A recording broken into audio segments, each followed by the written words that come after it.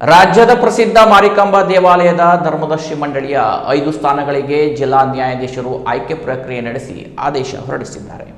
ರಾಜ್ಯದ ಪ್ರಸಿದ್ಧ ಮಾರಿಕಾಂಬಾ ದೇವಾಲಯ ಧರ್ಮದರ್ಶಿ ಮಂಡಳಿಯ 5 ಸ್ಥಾನಗಳಿಗೆ ಜಿಲ್ಲಾ ನ್ಯಾಯಾಧೀಶರು ಆಯ್ಕೆ ಪ್ರಕ್ರಿಯೆ ನಡೆಸಿ ಆದೇಶ ಹೊರಡಿಸಿದ್ದಾರೆ. ನೂತನ ಧರ್ಮದರ್ಶಿಗಳಾಗಿ ರವಿ ಬೆಳ್ಳಿಮನೆ, ವಿನಾಯಕ ಎಸ್ ಶೇಟ್, ಅರ್ಚನಾ ರಾಘವೇಂದ್ರ ಹೊನ್ನವರ, ಕೇಶವ ಜಿ ಹೆಗಡೆ, ಮುಂಡಿಗೇಸರ ಹಾಗೂ ಅಶೋಕ್ ಸೋಮಸಿಂಗ್ ಪವಾರ್ ಆಯ್ಕೆಯಾಗಿದ್ದಾರೆ. ಮಾರಿಕಾಂಬಾ ದೇವಸ್ಥಾನದ ಧರ್ಮದರ್ಶಿಗೆ ಸುಮಾರು 250ಕ್ಕೂ ಅಧಿಕ ಅರ್ಜಿ ಸಲ್ಲಿಕೆಯಾಗಿತ್ತು. ಅದರಲ್ಲಿ 207 ಅಭ್ಯರ್ಥಿಗಳಿಗೆ ಕಾರವಾರದಲ್ಲಿ ಅಂತಿಮ ಸಂದರ್ಶನ ನಡೆಸಲಾಗಿತ್ತು. ಅದರಲ್ಲಿ 5 ಜನರನ್ನು ಧರ್ಮದರ್ಶಿ ಮಂಡಳಿಗೆ ಆಯ್ಕೆ ಜಿಲ್ಲಾ ನ್ಯಾಯಾಧೀಶರಾದ ಪರಮೇಶ್ವರ ಪ್ರಸನ್ನ ಬಿ ಆದೇಶ ಮಾಡಿದ್ದಾರೆ.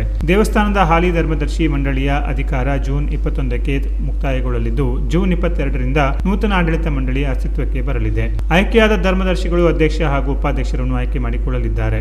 ನೂತನ ಧರ್ಮದರ್ಶಿಗಳ ಆಯ್ಕೆ ಪ್ರಕ್ರಿಯೆ ಮುಗಿದಿದ್ದು, ರವಿ ಬೆಳ್ಳಿಮನೆ ಖಜಾನೆಯ ಅಧಿಕಾರಿಯಾಗಿ ನಿವೃತ್ತಿಯಾಗಿದ್ದು, ವಿನಾಯಕ ಶೇಟ್ ಲೋಕೋಪಯೋಗಿ ಇಲಾಖೆಯ ಇಂಜಿನಿಯರ್ ಆಗಿ ಸೇವೆ ಸಲ್ಲಿಸಿ ನಿವೃತ್ತರಾಗಿದ್ದಾರೆ. ಮೊಂಡಿಗೇಸರದ ಕೇಶವ್ ಹೆಗಡೆ ಭಾರತೀಯ ಸೇನೆಯಲ್ಲಿ ಸುದೀರ್ಘ ಸೇವೆ ಸಲ್ಲಿಸಿ ನಿವೃತ್ತರಾಗಿ ಗ್ರಾಮ ಪಂಚಾಯತ್ ಸದಸ್ಯರಾಗಿಯೂ ಆಯ್ಕೆಗೊಂಡಿದ್ದರು.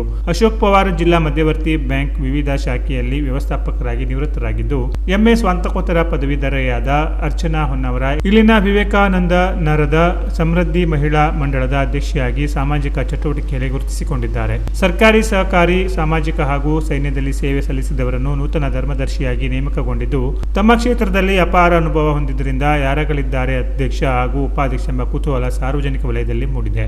ಪ್ರಮುಖ ಪರಿಸರ ತಜ್ಞರಾದ ಅನಂತ ಹೆಗಡೆ ಆಶೀಸರ, ಶಿರಸಿ ವಿಭಾಗದ ಉಪ ಅರಣ್ಯ ಸಂರಕ್ಷಣಾಧಿಕಾರಿ ಸಂದೀಪ್ ಸೂರ್ಯವಂಶಿ ಸೇರಿದಂತೆ ಅರಣ್ಯ ಇಲಾಖೆಯ ಉನ್ನತ ಅಧಿಕಾರಿಗಳು ಭಾಗವಹಿಸಲಿದ್ದಾರೆ. ಈ ಸಂದರ್ಭದಲ್ಲಿ ಸ್ಥಳೀಯ ವಿವಿಧ ಸಂಘ ಸಂಸ್ಥೆಗಳ ಪದಾಧಿಕಾರಿಗಳು ಹಾಗೂ ಬೆಡ್ತಿ ಅಘನಾಶಿನಿ ಕೊಳ್ಳ ಸಂರಕ್ಷಣಾ ಸಮಿತಿಯ ಪ್ರಮುಖರು ಪಾಲ್ಗೊಂಡು ನದಿ ಅಂಚಿನಲ್ಲಿ ಸಸಿಗಳನ್ನು ನೆಡುವ ಮೂಲಕ ತಮ್ಮ ಬೆಂಬಲ ಸೂಚಿಸಲಿದ್ದಾರೆ. Canara plus news, Sirsi.